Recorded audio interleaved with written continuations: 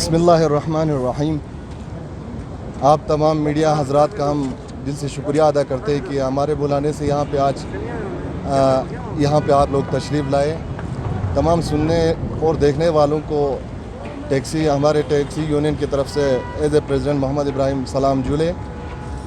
आज का ये प्रेस कॉन्फ्रेंस बुलाने का मकसद सिर्फ हमारा यही है कि आप सब लोग बखूबी जानते हैं कि अप्रैल 30 तारीख से हमने एक इशू राइज़ किया था। उससे पहले भी वो इशू था, लेकिन यूटी बनने के बाद पहली बार हमने ये इशू राइज़ किया था कि हमारे टैक्सियों को लेह में इनर रूट्स में जाने नहीं दे रहे हैं, तो उनको रोका जा रहा है। तो इसी सिलसिले में हमने ये प्रेस कॉन्फ्रेंस बुलाया है ताकि मीडिया के माध्यम से लोग और एडमिनिस्ट्रेशन का कान खुलें कि हमारे साथ ये नाइंसाफ़ी क्यों।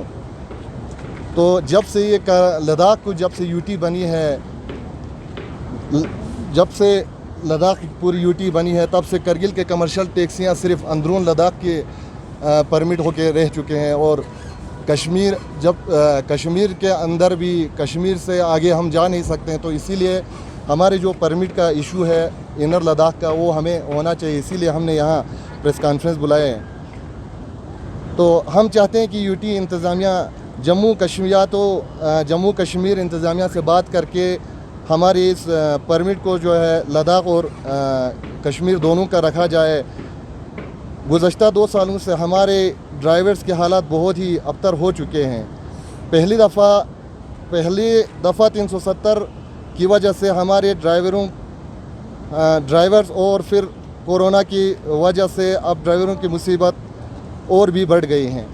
बहुत से ड्राइवर्स ऑनर्स हो गाड़ियां जो है वो लोन पे ली गई हैं, तो उनके फैमिलीज़ भी बहुत ही परेशान है यहाँ पे इनर रूट्स में जाने ना देने से। तो हमारे बहुत सारे फैमिलीज़ भी उनसे जुड़े हुए हैं, तो वो भी बहुत ही परेशान है।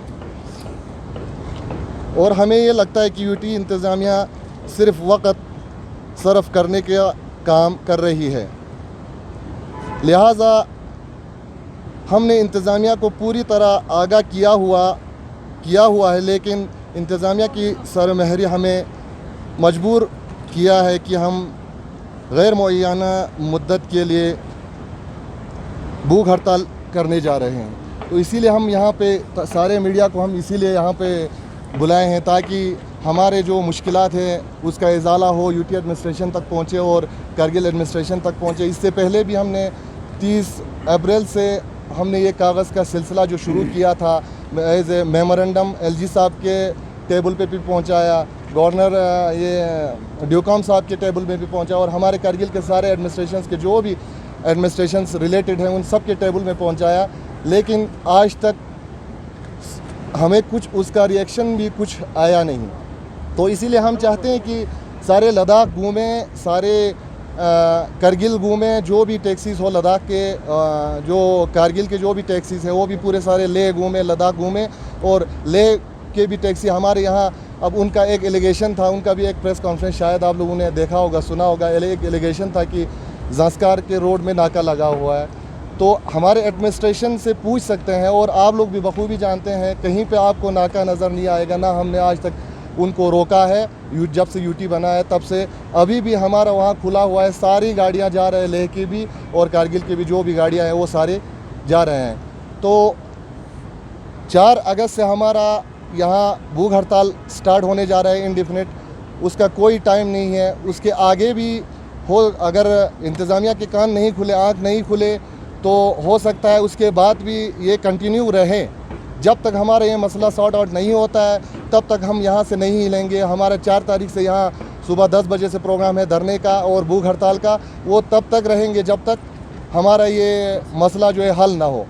और आपके माध्यम से, आप मीडिया हजरात के माध्यम से हम हमारे करगिल के तमाम ट्रांसपोर्टर्स हो, चाहे रिलीजियस ऑर्गेनाइजेशन हो, चाहे पॉलिटिकल ऑर्गेनाइजेशन हो, चाहे मर्चेंट एसोसिएशन हो, जितने भी ऑर्गेनाइजेशन हैं, उनसे हम दिल से ये अपील करते हैं कि हमारा साथ दे और हमारे इस मसले को आगे तक पहुंचाए और हमारा साथ दे, ताकि हमारे जो भी यहाँ पे बेरोज़गार जिनकी कमाई यहाँ गाड़ी से हो रही है, जो यहाँ गाड़ी से कमा रहे हैं, घर चला रहे हैं, तो उनका भी लाइफ जो है वो सिक्योर हो जाए।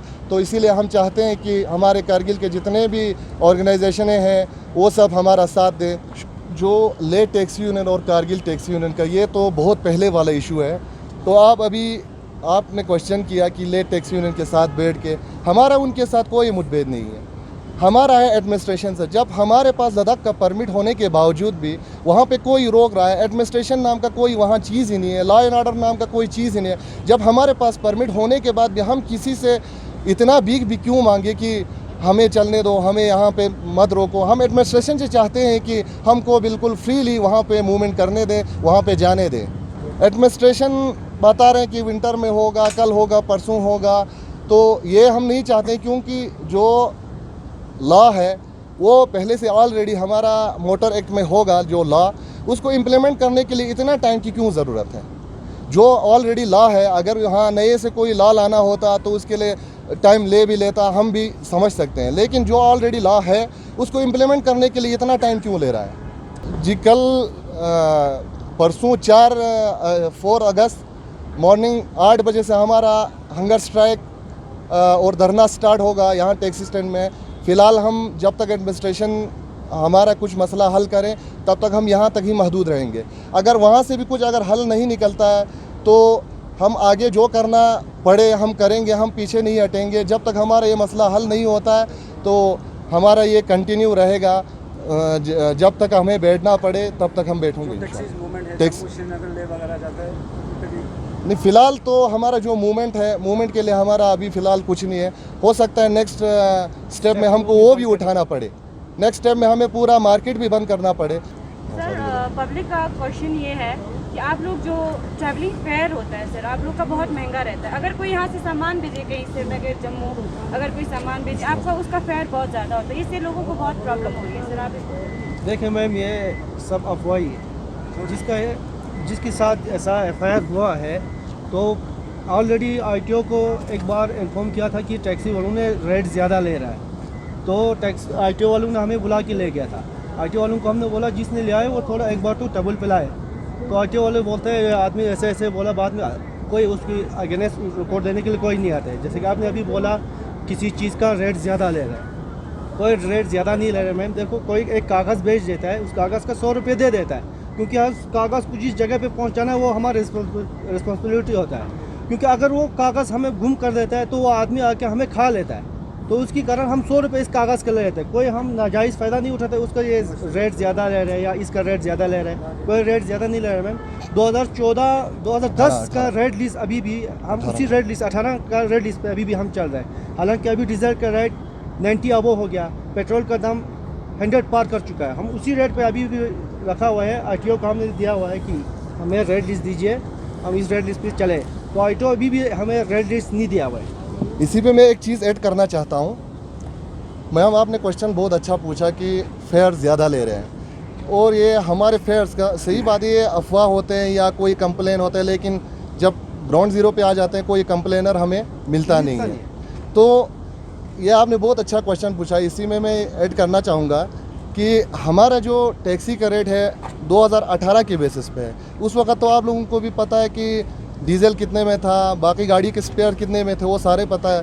तो अभी डीज़ल पहुंच गए यहाँ 96 में, लेकिन हमारा वो रिनोवेशन ऑफ रेट के लिए, रिवाइजेशन ऑफ रेट के लिए हमने हमारे यहाँ जो हमारा एक्स प्रेसिडेंट साहब था उनके साथ RTO साहब, ये सारा जो कंसर्न डिपार्टमेंट थे उनके साथ मीटिंग भी हुआ। सारा कुछ होने के बाद वो फाइल चला गया हमारे RTO ऑफिस से ड्यूकॉम साहब जो कमिश्नर सेक्रेटरी ट्रांसपोर्ट है उनके टेबल में। अभी तक लगभग उनको हो गए 3 महीने तक अभी भी हमारा फेयर्स का कोई फेयर्स रेट लिस्ट जो होता है उसका कोई अता पता नहीं है। तो हम अगर रेट लें किस हिसाब से लें, डीजल के दाम का देखूं कि पब्लिक का सहूलियत देखूं, वो चीज़ हमें भी समझ में नहीं आ रहा है कि हमारा फेयर्स रेट लिस्ट जो है क्यों नहीं बाहर आ रहा है। उनके साथ कोई बात नहीं हुआ, इशू हमारा है, हम यहाँ से राइज़ कर रहे हैं। परसों में LG साहब से भी मिलने गए, LG साहब का भी वही है कि करेंगे बाद में, विंटर में या जो भी हो करेंगे, लेकिन हम नहीं चाहते कि ये सीज़न ख़त्म होने से पहले, अभी कुछ दिनों में अगर इसका कोई सॉर्ट आउट नहीं हुआ तो हम ये धरना ख़त्म करने वाले नहीं हैं। हाँ, ले यूनियन का मसला है, अनऑफिशियल एग्रीमेंट पे हम तैयार नहीं हैं, क्योंकि इससे पहले भी अनऑफिशियल एग्रीमेंट बहुत हुए हैं। लेकिन हमें जो भी अभी चाहिए वो ऑफिशियल चाहिए, अनऑफिशियल एग्रीमेंट से हम बिल्कुल एग्री करते नहीं।